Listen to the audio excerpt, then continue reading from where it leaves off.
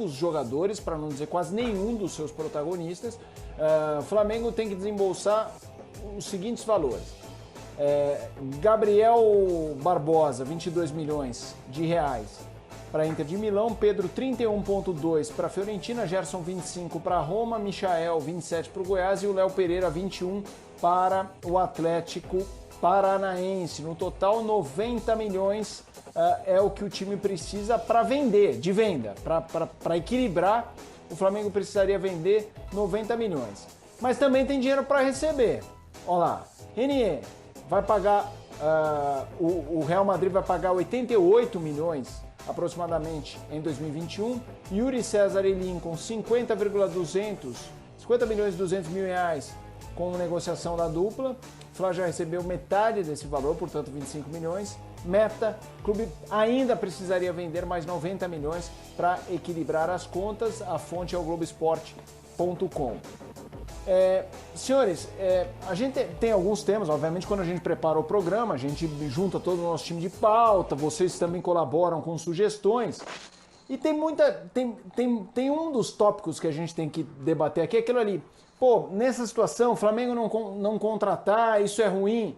Eu até abro colocando uma pergunta com um pouco da minha perspectiva. Para mim, clube brasileiro que sofre um baque, seja ele qual for, por qual motivo for, e não gasta muito, ou não gasta, ainda mais o Flamengo, a gente está falando de um mega elenco, mas assim, mostra maturidade. Historicamente, mesmo na draga, mas o Rafinha, eu quero, vai lá alguém com o lado torcedor e contrata.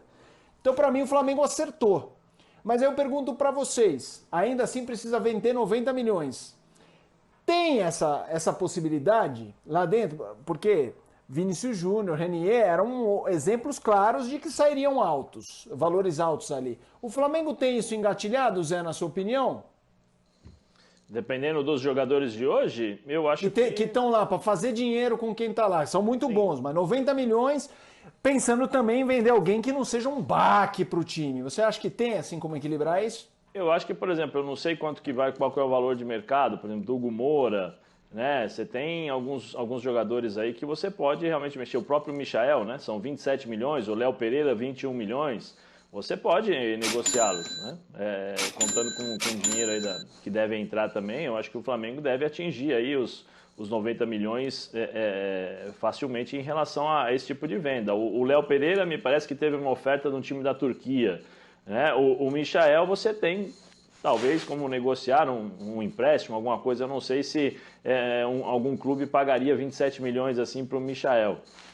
Então eu acho que tem como você negociar aí. Por exemplo, o Hugo Moura é um bom jogador, agora depende da forma como você vai encará-lo, vai deixá-lo para criar experiência e jogar no Flamengo dessa vez, né? Ele já rodou um pouquinho e acho que atingiu uma certa maturidade, ou você vai vendê-lo, como é que vai funcionar isso? Por exemplo, o próprio William Arão tem mercado. O William Arão é um jogador que chama atenção. Eu, particularmente, eu acho que todo mundo sabe, o Olympiacos já foi atrás do William Arão umas 2 ou 3 vezes. Então, assim, mercado ele tem. Agora, depende do que o time gostaria de fazer. Quais são as opções que o Rogério Ceni deseja, né, que permaneça na equipe.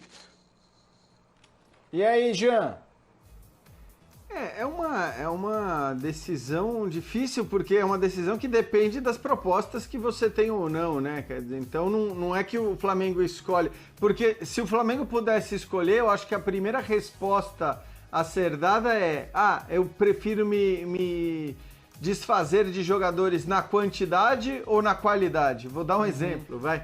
Você vai negociar 3 ou 4 jogadores, os nomes que citou o Zé, por exemplo, ou você quer resolver o seu problema com a negociação de vamos dizer, o Pedro, né? Estou falando Pedro porque, vamos dizer, ele hoje não é um titular, mas é um jogador altamente valorizado e tudo mais. O Michael, não sei por quanto o Flamengo conseguiria vendê-lo. De qualquer forma, acho que essa é a primeira resposta a ser dada, né? Se você vai olhar para um grupo de jogadores e vai tentar ali com esses jogadores chegar à arrecadação desse valor, ou vai resolver o negócio na venda de um jogador apenas.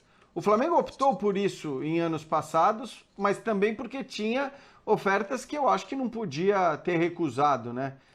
Ofertas de jogadores para os quais foram oferecidos valores muito altos, como o Vinícius Júnior, por exemplo, e aí realmente não dava para dizer não para a proposta do Real Madrid. Então, acho que essa é uma questão. E também não sei se hoje o Flamengo dispõe desse jogador. Mesmo o Pedro que eu citei, né? A gente está falando de um jogador que já tem passagem na Europa.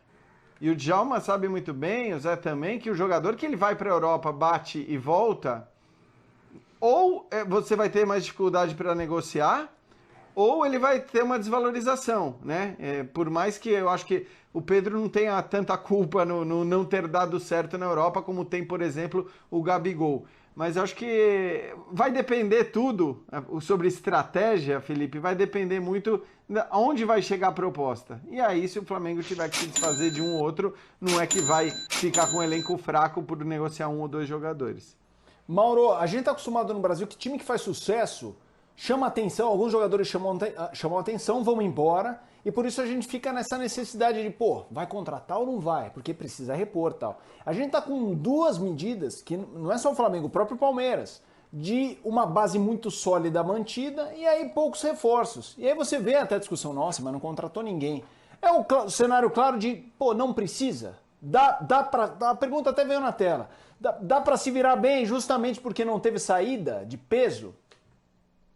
Exatamente. Eu acho que não precisa contratar. Eu acho que foi pensado também no endividamento quando houve a oportunidade do Rafinha, mas o elenco que o Flamengo tem hoje, se ele não precisar vender, eu acho que ele também não está precisando comprar ninguém. O time é excelente, os 11 são excelentes e tem opções ainda para praticamente todas as posições.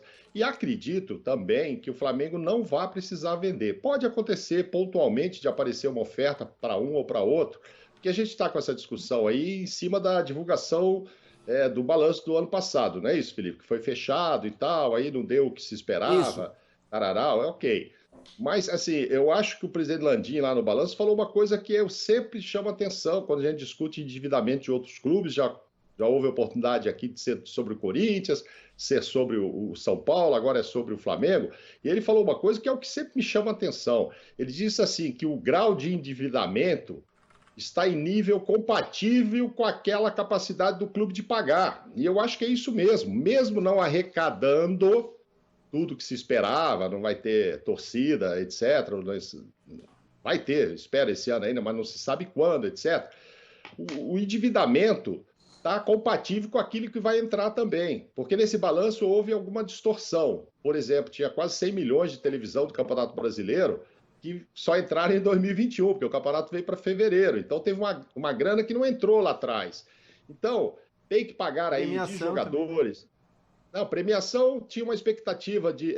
não, tem a premiação do próprio brasileiro, exatamente, mas tinha também uma expectativa que acabou ficando menor, que era a Libertadores e a Copa do Brasil. E essa grana não entrou. Porque quando começa, o cara faz uma previsão. Vamos ganhar tanto aqui, vamos chegar pelo menos na final e tal, ainda mais um time como o Flamengo.